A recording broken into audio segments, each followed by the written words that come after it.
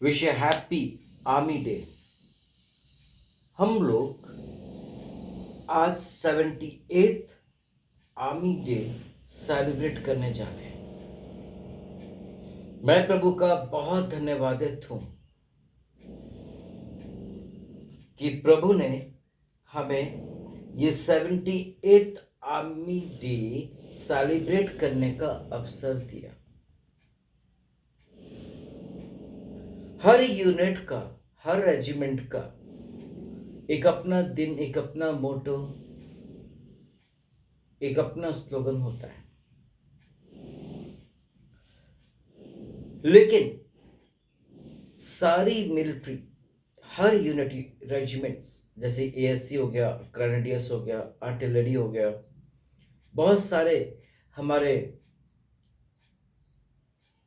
शाखाएं हैं, ब्रांचेस हैं, लेकिन हम सबके रूल एक है, हम सबके विचार एक हैं, हम सबका टारगेट और मोटो एक है कि हमें करना क्या है।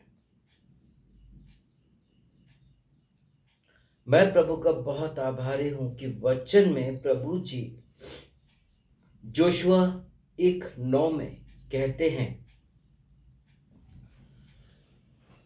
स्ट्रॉन्ग एंड करेजियस,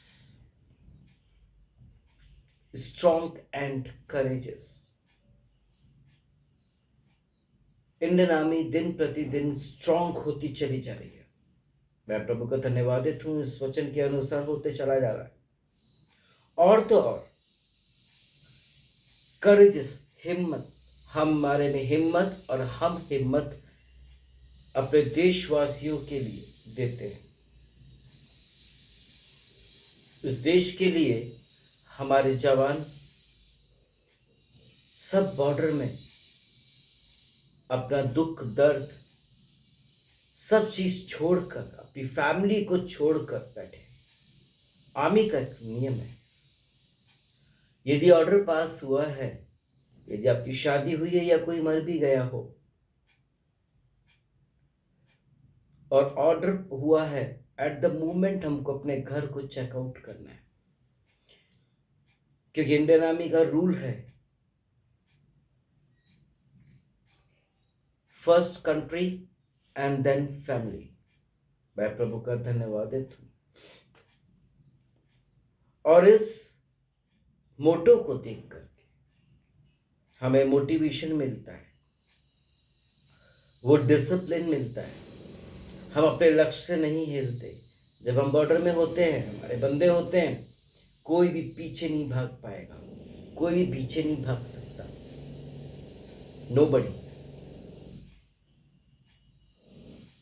कुछ रूल्स हैं, लेकिन जज्बा है कि हमको अपने बंकर को छोड़कर नहीं जाने का। आर्मी का नियम है, चाहे कुछ हो जाए, अपने से दूर हम अपने हथियार को नहीं कर सकते।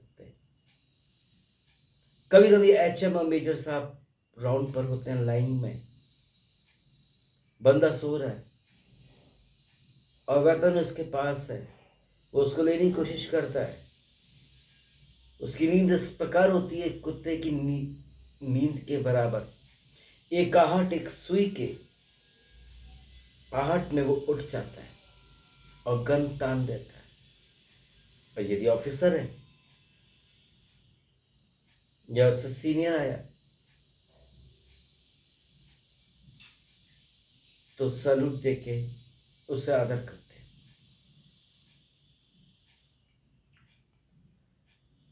ये साबितान, ये डिसिप्लिन के कारण, इंडियन आर्मी एकता के कारण, एकता में होने के कारण आज सक्सेस है और सक्सेस सदा सर्वदा रहेगी। मसीह में मेरे प्रिय, जैसे कि हम सब लोग जानते हैं, ऐसा कोई भी इंडियन आर्मी का ऑपरेशन नहीं हुआ जो इनकम्प्लीट या हार करके आया। ऐसे ही प्रभु का कार्य है, कभी वो इनकम्प्लीट नहीं करते कोई भी काम। अपने समय पर डिसिप्लिन के साथ कार्य करते हैं, और वही चीज़ ऑनलाइन ऑफलाइन में डिसिप्लिन के साथ कार्य होता है। प्रभु का मैं धन्यवादित हूँ कि प्रभु ने हमको वो तौफीक दी, हम मसीहों को, कि हम लोग ब्लेस्ड पाए जाते हैं। मैं पहले कहता था, आज से कुछ साल पहले, मुझे सिर्फ 2 ही लोग जिंदा दिखाई देते हैं। मुझे सिर्फ 2 ही लोग जिंदा दिखाई देते हैं, एक तो मसीह जो सच्चाई के जीवन में चल रहा है, और दूसरा सेना। लेकिन अब मेरा कुछ बहुत सारे एग्जाम्पल्स को मैंने देखा, सुना, एक्सपीरियंस्ड हुआ, तो मेरा परसेप्शन, मेरा मानना टोटली हो गया चेंज्ड, टोटली हो गया चेंज्ड। एंड यू नो, अब मैं बस यही कहता हूं कि फौजी लोग ही जिंदा दिखते हैं, अन्यथा सब लोग रोड पे मेरे को, कोई बाइक में दिख रहा है 10 रुपये ढांचे में घूम रहा है, फ्लाइट में उड़ रहा है तो वही ढांचे में, ट्रेन में तो वही चीज। कारण ये है कि कोई किसी की प्रॉपर्टी के ऊपर मर रहा है, कोई किसी की सत्ता के लिए, कोई किसी की कुर्सी के लिए, कोई पोस्ट के लिए, कोई किसी की स्त्री के लिए, कोई और किसी भी चीजों के लिए मर रहा है।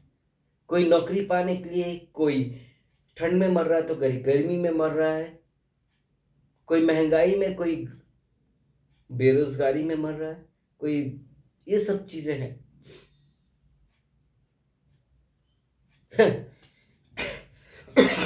एक चुटकुला याद आता है मुझे। 2 भाई लोग बैठे थे और बातचीत कर रहे थे, and you know what they were talking. वो ये बात कर रहे थे,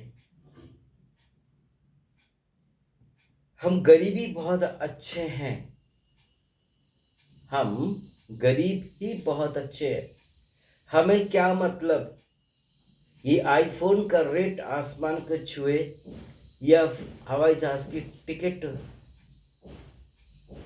आसमान को छुए, हम तो अपनी गरीबी में खुश हैं, हैप्पी है, सेटिस्फाइड रहना चाहिए हमें।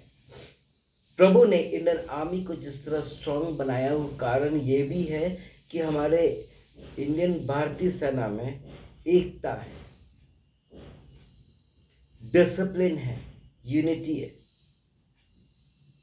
कई लोग मसीही सेना बनाए हुए हैं, लेकिन एकता कहाँ है? जब कहीं प्रॉब्लम आती है डिस्कस करेंगे और लास्ट में गायब हो जाते हैं।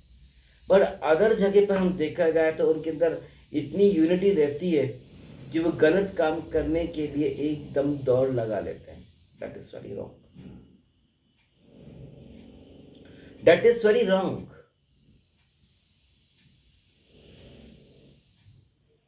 गलत है, ऐसा नहीं करना चाहिए। प्रभु ने हमें बलवान बनाया है, हमारी मिनिस्ट्री को। अब हम मसीह लोग या कोई भी जन है, हमें बलवान स्ट्रांग बनाए, वो इसलिए नहीं कि हम सिर्फ खुद कर से देखें। आज मेरी लाइफ में ऐसे ऐसे लोग जुड़ते हैं कि बस उम्मीद ही उम्मीद, उम्मीद ही उम्मीद रहती है, लेकिन करना कुछ नहीं चाहते। They have a lot of desires, बहुत सारी उनके अंदर उम्मीदें हैं, और गलत करने के बाद, गलत सोचने के बाद, गलत सुनने देखने के बावजूद, गलत जगह जाने के बावजूद भी उनको स्वर्ग में जाने की बड़ी इच्छा है।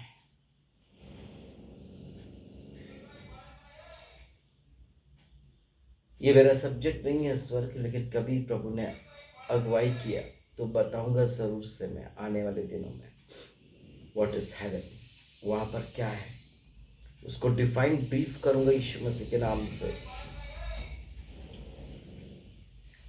मसीह में मेरे प्रियो, आज 78 सेलिब्रेशन पूरे इंडिया में भारतीय सेना सेलिब्रेट कर रहे हैं।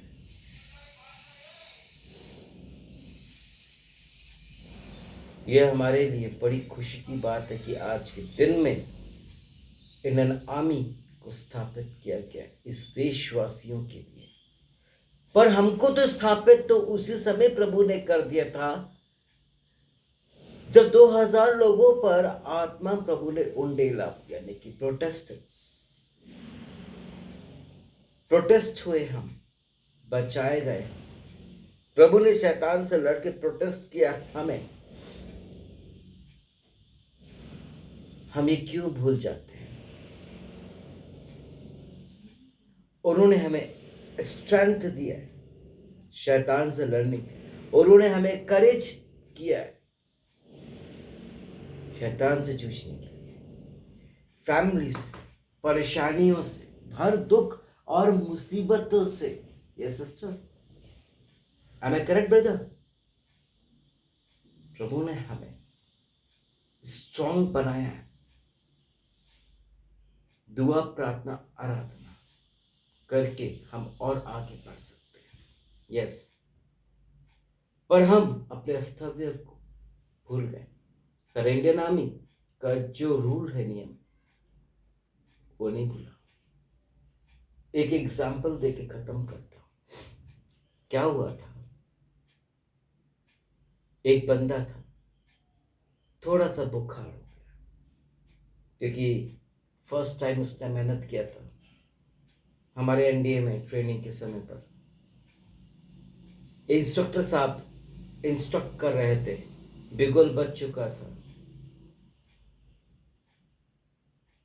2 मिनट वो लेट हुआ, बाकी सब वहां पर थे। And you know what happened? कहा गया, तुम क्यों लेट हुए भाई? उसके दूसरे पलटन के बंदे ने कहा, इसको सर जनाब, इसको बुखार था, फिर भी आया है। उनके नामी पर एहसान कर दिया। ऑल राइट, आपको फीवर है, बुखार है, क्या किया जाए जवानों? बताएं। कुछ 4-5 बंदों ने कहा, सर को एक्सक्यूज कर दिया जाए आज। You know what happened? क्या किया? उनको एक तरफ किया जो उसके साथ के थे, और कहा, क्रॉलिंग करो, ग्राउंड के राइफल्स के साथ और लगेज के साथ 40 राउंड को ले लो। और जब वो क्रॉलिंग कर रहा था तो इंस्ट्रक्टर साहब बोलते हैं उन्हें, कैसा लग रहा है साहब? गीली मिट्टी का स्वाद कैसा आ रहा है? इसका मतलब कोई एक्सक्यूज नहीं चलता इंडियन आर्मी में।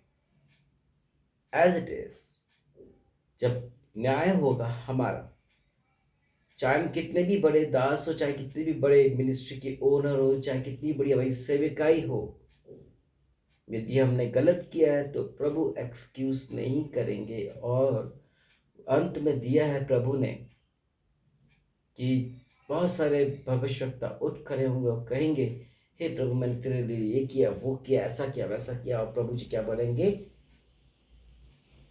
आई डोंट नो, मैं तुम्हें नहीं जानता।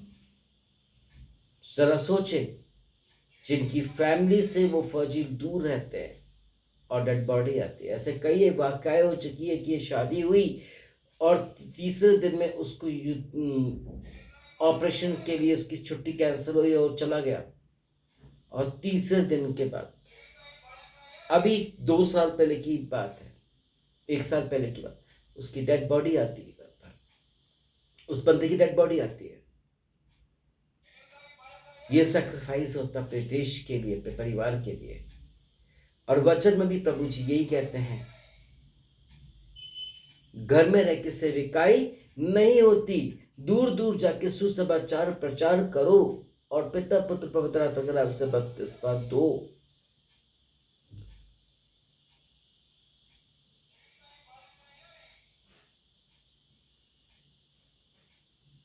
आमीन।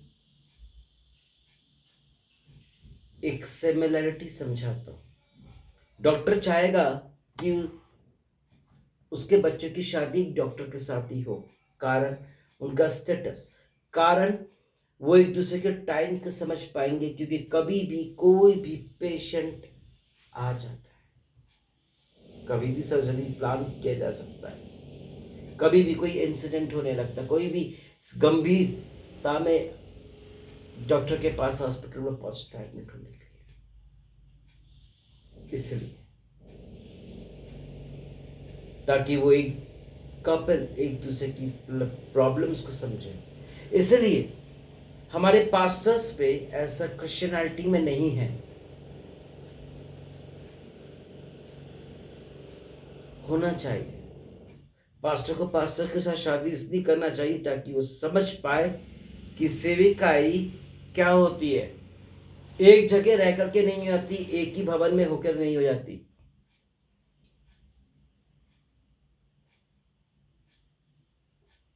माना कि वो घर है आपका और जिसकी सेविकाई फैली हुई होती है, उससे सरवाइव करना पड़ता है। क्या समझते हैं? जैसे कि अभी मैं डिफेंस में था तो मैंने क्या नहीं सरवाइव किया, हमारे जवान क्या नहीं सरवाइव करते। आपको बताता हूं, जब से इंडियन आर्मी 74 ईयर्स से बनी, 78 से बनी है, हर फौजी डिसिप्लिन मैनर्स में ही रहा है, सेक्रीफाइस में रहा है,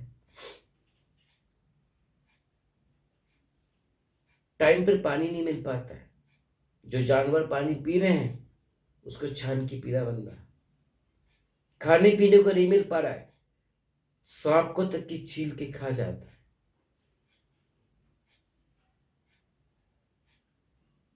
मैं अपने इंडियन आर्मी की तारीफ नहीं कर रहा हूँ, रियलिटी है।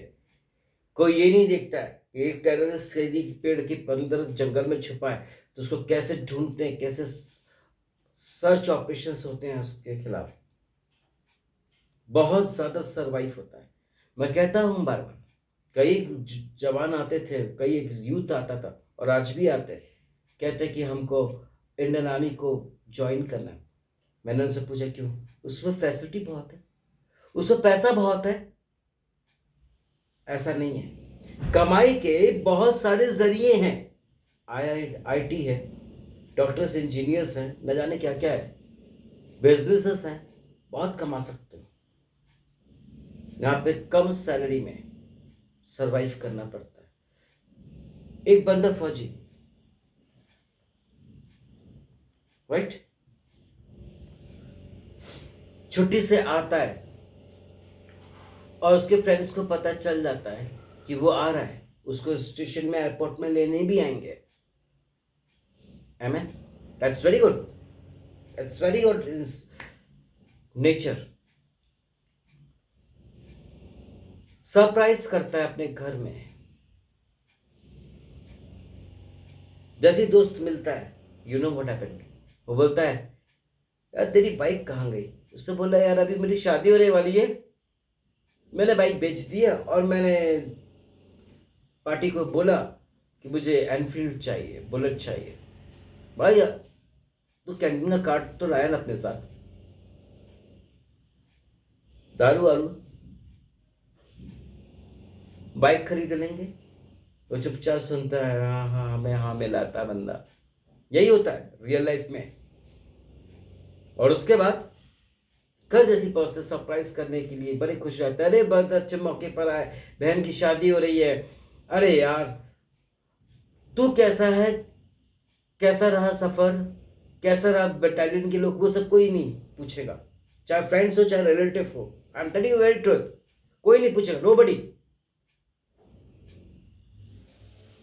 वॉशिंग मशीन खराब हो गई है, अब चल थोड़ा आराम कर ले, खा पी ले, फिर कैंटीन से चल के वॉशिंग मशीन खरीद लेंगे। बहन आई, सब लोग आए और ठीक है, उनसे बातचीत हुई, फिर उसके बाद लड़की वाले आए, बातचीत हुई, बंदा खड़ा होकर के अटेंशन रूप में खड़े होकर बात कर रहा है। सारी बात होने के बाद अब तो आपके घर का बेटा भी आ गया है, कैंटीन से बहुत सारी चीजें ले लेंगे, ये कर लेंगे, वो कर लेंगे, ऐसा कर लेंगे, वैसा कर लेंगे, न जाने क्या क्या। किसी ने ये नहीं पूछा उस फौजी से कि भाई तू कैसा रहा, तेरा ट्रैवल कैसा रहा, वहां पर सब कैसा है, किसी को कोई मतलब नहीं है।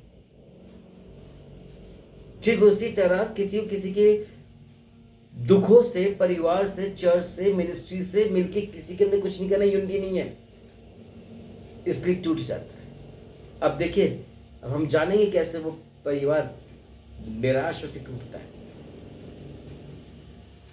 ये सारी बातें हुई। फौजी भाई ने कहा, आपके भी 2 बेटे हैं, इन्हें भी तो फौज में डालिएगा, इनको भी वेलफेयर मिलेगा जैसे हमको मिलता है। और उन्होंने कहा, नहीं नहीं नहीं नहीं नहीं, हमारा बच्चा देश के लिए नहीं है। ऐसे ही कहते, नहीं नहीं नहीं नहीं नहीं नहीं, हमारा बच्चा प्रभु के लिए नहीं है, डॉक्टर इंजीनियर बनेगा भैया, डॉक्टर इंजीनियर बनेगा।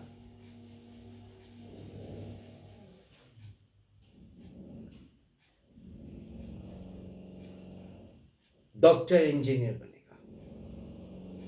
तो फौजी भाई आराम से शांति से बोलते हैं, कम से कम किसी के सामने हाथ और भीख तो नहीं मांगेगा।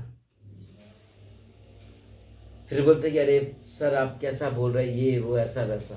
तो अपना कैंटीन कार्ड को वो छोड़ करके चला जाता है अपने घर। बोलता है, घर मतलब अपने यूनिट में, अपने बेस में। उससे छुट्टी कैंसिल करा लिया, चला गया, निराश हो गया, डिसअपॉइंटेड हो गया। ऐसे ही प्रभु जी हमको कई बार समझाते हैं। हम लोग कई बार प्रभु से मांगते ही रहते हैं, मांगते रहते हैं। कभी ये नहीं सोचते कि प्रभु क्या चाह रहा है। जो चाह रहा है वो तो बता दिया है, लेकिन हम उसके पर अमल नहीं करते। ऐसे वो निराश होकर चला जाता है। और मिलेगा तब जब खुल जाएंगी किताबें, तब आमना सामना होगा। प्रभु ने हमको स्ट्रांग बनाया है, इसलिए नहीं कि हम सिर्फ अपना सोचें, अपने बच्चे का भी सोचे, अपने पति का भी सोचे, अपनी पत्नी का भी सोचे, अपनी मिनिस्ट्री का सोचे। कोई सिर्फ घूमना चाहते, मेरी मिनिस्ट्री में कई पास्टर्स लोग आना चाहते, कई लोग आना चाहते, देखना चाहते, ऐसी हर जगह, लेकिन कोई वहां पर कुछ करना नहीं चाहता। और जब करने के लिए पूछते हैं तो वो बोलते कि हमारे पास करेज नहीं है, क्योंकि स्ट्रांग बलवान नहीं है। ये जोशुआ, अबो का जोशुआ चैप्टर 1 और 9 में आप ऐसे 2 ही बात है, स्ट्रांग एंड करेज। सिर्फ सेना के पास ही है हर चीज से जूझने की, लड़ने की, स्ट्रांगनेस दिखाने की। बाकी हम सिविलियंस में या मसीहों में नहीं है। क्यों नहीं है? यहाँ पर आर्मी में भी स्कूल कॉलेजेस होते, जब प्रमोशंस होते या कोई रिफ्रेशमेंट कोर्स होते हैं, उसको पास होना पड़ता, तब जाके वो आगे बढ़ाई बनती है।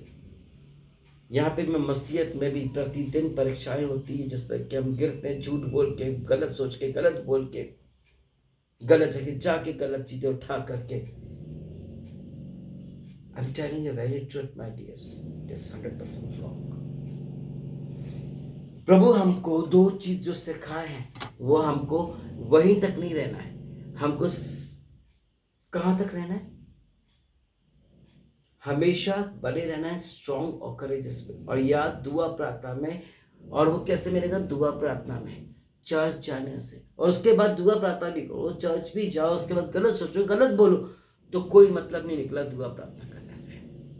आज 78 ईयर्स हो चुके इन आर्मी को, आज तक वो डिस्करेज नहीं हुआ, स्ट्रॉन्ग नहीं था। मानता हूं हमारा इंडियन आर्मी पहले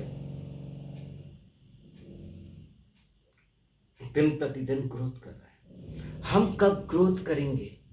इतना बाइबल, इतना चर्च जाने के बावजूद भी हम ग्रोथ नहीं कर पा रहे, तो व्हाट इज द थिंग? हमारी एक एक मीटिंग, एक एक कन्वर्सेशन, हमारी एक एक क्लासेस, हमारे एक एक रिफ्रेशमेंट कोर्सेस हमको स्ट्रॉन्ग बनाता है। एक एक प्रैक्टिकल्स हमको स्ट्रॉन्ग बनाता है। हम आत्मा में कब स्ट्रॉन्ग होंगे? अपनी सोच से, अपने विचारों से कब स्ट्रॉन्ग होंगे? जो बुराई सुनते हैं, इसको ना सुन करके कब स्ट्रॉन्ग होंगे? गलत जो चीजें देखते हैं, उससे कब हम स्ट्रॉन्ग होंगे? गलत जो सोचता है दिल, उससे कब स्ट्रांग होंगे? जब यहाँ पे मैल है तो प्रभु यहाँ पे नहीं है। हमारे शरीर में, हम में डिसिप्लिन नहीं है तो हम कुछ भी नहीं है। मैं बताता हूँ, बी स्ट्रांग एंड बी करेज। ये बाइबल की टीचिंग है, मेरी नहीं।